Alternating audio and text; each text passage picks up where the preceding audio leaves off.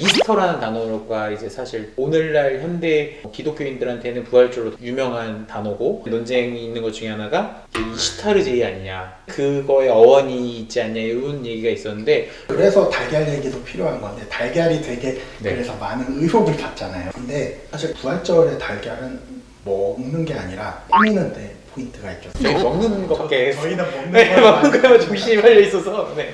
그런 근데 거였어요. 사실은 그 부활절 달걀은 거저 생기는 게 아니라 누가 갖다 줘야 되거든요. 이스터 레빗이라고 들어보셨어요? 아니요, 전 못 들어봤어요. 부활절 토끼라고 해서 유럽에는 그 토끼가 달걀을 갖다 주죠. 아. 그럼 아이들이 그 달걀을 찾아야 돼요.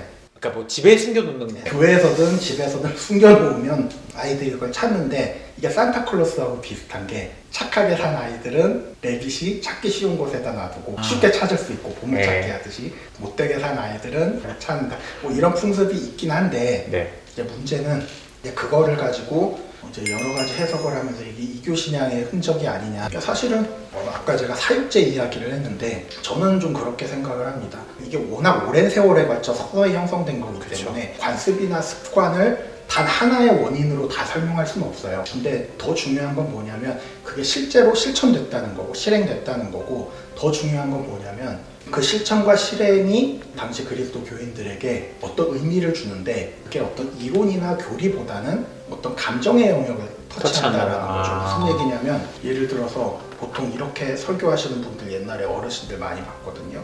달걀에서 새가 태어나잖아요. 그러면 그게 부활 아니냐 뭐 이런 식으로. 물론 이제 달걀을 보고 부활을 생각할 수는 있죠. 근데 사실 누가 달걀을 보고 어떤 교리적인 부활을 생각한다는 게 그렇게 쉬운 일은 아니잖아요. 특히 어떤 민중의 차원, 대중들의 차원에서는. 아까 제가 사육제 말씀을 드렸는데 실제로 어떤 상황이었는지를 좀 볼 필요가 있는 것 같아요. 오랜 기간 동안 육식을 금한다든지 금식을 한다든지 또 먹을 것을 절제하는, 모든 시대에 그게 강력하게 적용되지는 않았지만 또 그것이 강력하게 적용된 시기들이 있었는데, 자 이제 사순절이 끝났습니다. 사람들이 교회에 왔어요. 저도 군목으로 있으면서 이번 부활 경절 행사는 초코파이가 아니라 햄버거입니다. 그랬을 때 그 햄버거 때문에 온단 말이죠. 사순절을 마치고 뭐 요즘식으로 얘기하면 단백질이 부족한 배고픈 사람들이 와서 부활의 기쁨을, 예수께서 부활하셨다는 그 기쁨을 물리적인 차원에서 느낄 수 있게 해주는 도구가 무엇이냐라고 했을 때 먹는 거죠. 문헌에 보면은 꼭 달걀이 아닌 우유를 제공하기도 하고, 중요한 거는 요즘 말로 하면 단백질인 거죠. 네, 단백질. 고기를 제공할 수는 없으니까. 그래서 부활절의 달걀은 지금은 되게 뭐 특별한 의미가 있는 것 같이 하지만, 이걸 보고 교리를 깨닫고 부활의 의미를 깨닫고 이런 것보다 부활이 주는 참된 기쁨, 환희 이런 것들을 어떻게 교회가 사람들에게 감정적으로 일깨워 주려고 노력했느냐, 이런 차원에서 이해하는 것이 가장 실질적인 이해 방식이 아니겠느냐. 그들이 부활절 예배에 왔을 때 어떻게 그들에게 기쁨과 환희를 느끼게 할 것인가. 적절한 도구를 교회가 시대에 맞게 제공해 주는 것이 중요한 거지, 그게 달걀이 되면 어떻고 우유가 되면 어떻고, 그래서 뭐 달걀은 이교도니까 하면 안 돼 이럴 필요가 없는 거죠. 기본적으로 성탄절이나 뭐 달걀이 이교도 제의와 연관이 있다 부인할 수는 별로 없습니다. 근데 이제 가장 중요한 걸 건드린 거죠. 그렇지만 이걸 기독교화한 거예요. 기독교인으로서 그 행사를 한 거고, 그거를 의미를 예수 그리스도와 결부시킨 겁니다. 이스터의 어원이 독일어로 오스터거든요. 그러니까 이스터나 오스터나 어원은 기본적으로 튜튼족이라고 생각하죠. 북부 유럽 계통의 인종이 봄과 새벽의 여신, 그러니까 이제 봄이잖아요. 봄에 하는 거잖아요, 우리가.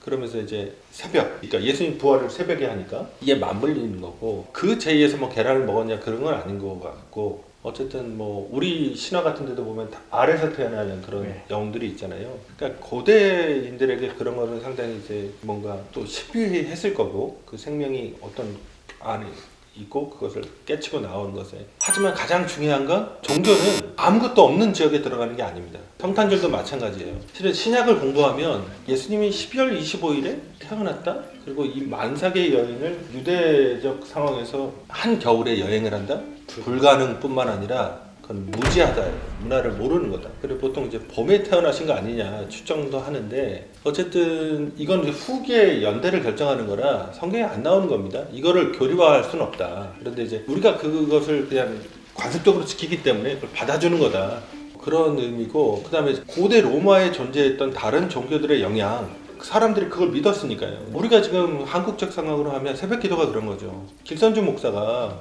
도교에 심취했던 사람이고 청원수를 떠놓고 1월 성신에게 그걸 빌었던 거를 실은 한국적 상황에서 그렇게 얘기하잖아요. 새벽기도가 된 거다. 아니, 다른 나라 다 안 한단 말이에요. 그럼 왜 한국에서만? 굳이? 누가? 선교사가 안 가르쳐줬는데? 그럼 왜 이걸 안 해? 그럼 심지어 한국교회 목회자 중에 새벽 예배 안 하면 그 목회자가 아닌 것처럼 취급을 당한단 말이에요. 제 어머니가 제가 목사한테 받을 때 제일 걱정했던 게 아침잠 많은데 네가 어떻게 새벽 예배를 하냐, 이게 제일 걱정이었단 말이에요. 사람이 다 시키면 합니다. 어쨌든 간에 종교는 인터랙션을 한다. 근데 오늘 설명하고 싶었던 것 중에 하나는 우리가 하나님을 언급할 때 네. 구약적 용어로 가장 신성, 디비너티에 가장 가까운 말, 신이다 라는 말에 가장 가까운 게 거룩이란 말이에요. 카도시. 이 카도시라는 용어는 야훼에게 해당됐던 용어가 아닙니다. 야훼는 신의 산에 쓰는 산신 개념이거든요, 처음에.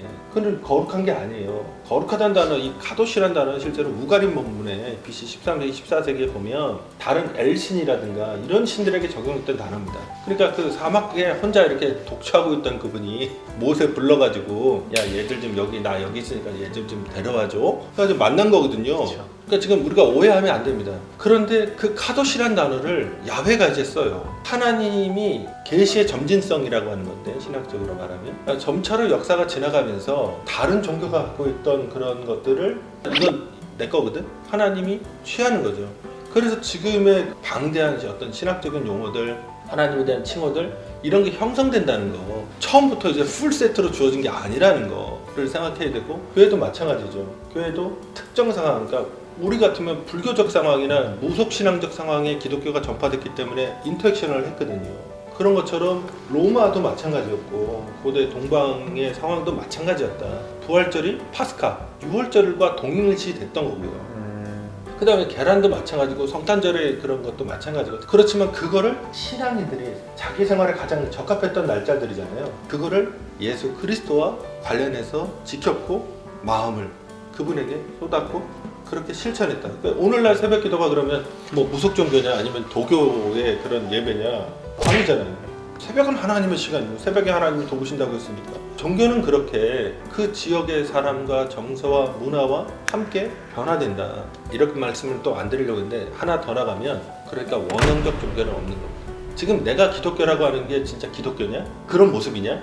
초기 기독교 완전 달라져. 완전 다릅니다. 그러니까 지금 착각하면 안 되는 게, 내가 갖고 있는 어떤 교단적 색깔, 내가 갖고 있는 어떤 신앙적 색깔, 이게 원형적 기독교냐, 내가 진짜 오소독스냐, 정통이냐 검증해야 되는 거고. 어쩌면 우리가 이렇게 그 유튜브를 하는 이유도, 성서를 갖고 하는 이유도 성경에 비추어서 우리가 지금 교회사적인 어떤 발전이라든가 현실의 어떤 교회 모습이라든가 이런 것들 점검을 해봐야 된다. 그런 게 이제 있다는 거 좀 말씀드리고 이 싶었습니다. 부분에서 마지막으로 보태서 좀 한국교회에 우려되는 부분을 해석보다 근원, 기원 이런 거에 대한 집착이 의외로 좀 세다는 느낌이 예, 받아요. 맞습니다. 그래서 그게 우려스러운데, 이런 말이 있거든요. 판바빌로니아니즘, 그러니까 좀 범바빌론주의 뭐 이런 것들이 있어요. 범로마주의 뭐 이런 것들. 모든 것들이 다 거슬러 올라가면 한 곳에서 다 시작이 되고 전파된 것이다.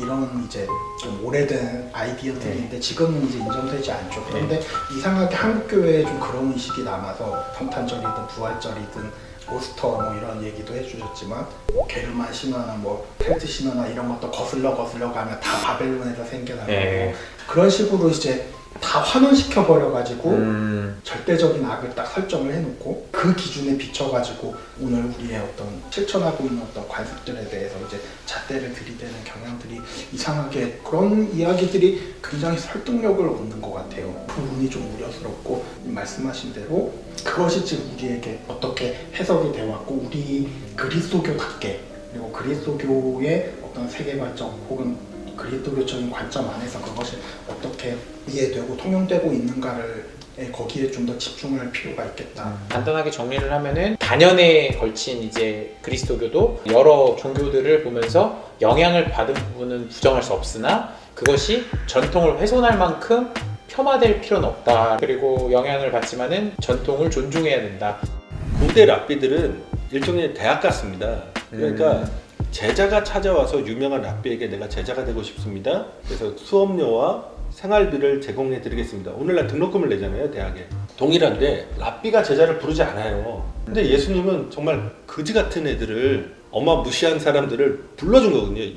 이게 역설입니다. 지원하는 개념이에요. 그런데 지금 예수의 제자를 부르는 사건은 아주 독특해요. 예수가 돌아다니면서 애들한테 야, 나와 함께 해주실래요? Will you join us? 독특한 겁니다. 그런데 그런 놈들이 하나도 남김없이 떠나버리고, 심지어 수제자라는 애는 나는 저 사람과 아무 상관없고 모른다고 부인했던 사건. 그런데 내 형제들이라고